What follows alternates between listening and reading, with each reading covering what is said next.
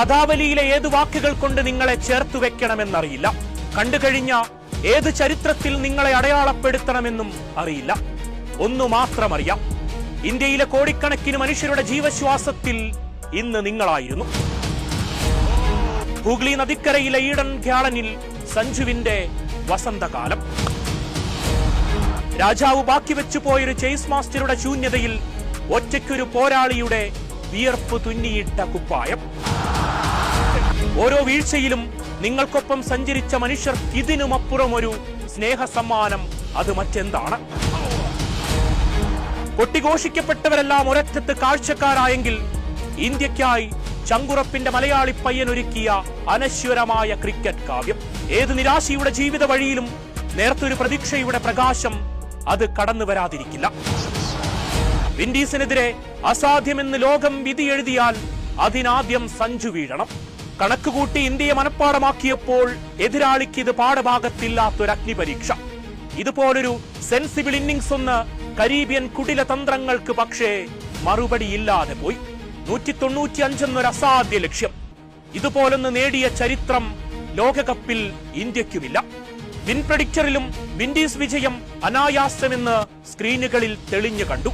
പക്ഷേ കൊൽക്കത്തയിലെ ഗ്യാലറിയിൽ ഒരു ധാതയുടെ മുഖം സ്ക്രീനുകളിൽ നിറഞ്ഞു. ഇന്ത്യയെ ജയിക്കാൻ പഠിപ്പിച്ചൊരു മനുഷ്യന് മുന്നിൽ സഞ്ജു തീർത്തൊരു പതിറ്റാണ്ടുകൾ ഓർമ്മയിലേക്കൊരു ക്രിക്കറ്റ് വിസ്മയത്തിന്റെ വിയർത്ത് നേടിയൊരു സാമ്രാജ്യമാണിത്. അഭിഷേകും സൂര്യയും മടങ്ങിയ നേരം ഇനി എന്തെന്നതാണ് കാത്തിരുന്നത് അത്രയും. എന്നാൽ അയാൾക്കൊരു പ്ലാൻ ഉണ്ടായിരുന്നു. തിലകിനൊപ്പം മനസാന്നിധ്യം നഷ്ടപ്പെടാതെ എന്തൊരു ഇന്നിംഗ്സ് ആണത്. വിൻഡീസ് വിജയത്തിലേക്കെന്ന് തോന്നിച്ചിടത്ത് നിന്ന് ഇന്ത്യയെ അയാൾ സ്വപ്നം കാണാൻ പഠിപ്പിച്ചു. അർദ്ധശതകം കടന്ന് ആകാശത്തേക്ക് മുഖമുയർത്തി ദൈവസ്നേഹത്തിന് ഹൃദയം തൊട്ട നന്ദി. ഒരറ്റത്ത് വിക്കറ്റുകൾ വീഴുമ്പോൾ ആകാംക്ഷയും നെഞ്ചിടിപ്പുമായി മനുഷ്യഹൃദയങ്ങൾ അയാൾക്ക് വേണ്ടി പ്രാർത്ഥിച്ചു. എന്നാൽ പാതിവഴിയിൽ തന്നിൽ പ്രതീക്ഷയർപ്പിച്ച ഇന്ത്യ പോലൊരു ക്രിക്കറ്റ് ജീവനായ രാജ്യത്തിനു വേണ്ടി അയാളുടെ പോരാട്ടമാണ്.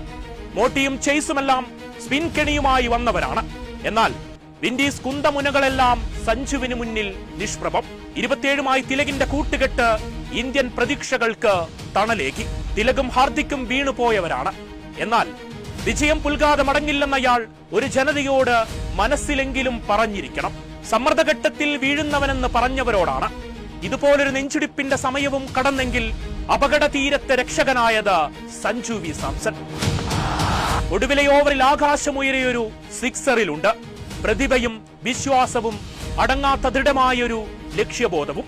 ഇന്ത്യ ലക്ഷ്യം കാണുമ്പോൾ 97മായി സ്കോർ ബോർഡിൽ ആ പേര് കണ്ട് ക്രിക്കറ്റ് പ്രേമികളുടെ കണ്ണിലും മനസ്സിലും ഒരു ആശ്വാസത്തിന്റെ ഈറനണിഞ്ഞു. വിജയം എത്തിപ്പിടിച്ച് മൈതാനത്തിരുന്ന് മുഖമുയർത്തി ഭൂതകാലത്തെ ശാപമോക്ഷത്തിന്റെ നിലാവ് ആസ്വദിച്ച് ജനഹൃദയങ്ങളിലേക്ക് നമ്മുടെ സഞ്ജു. ഇനി വിമർശകരോടാണ്.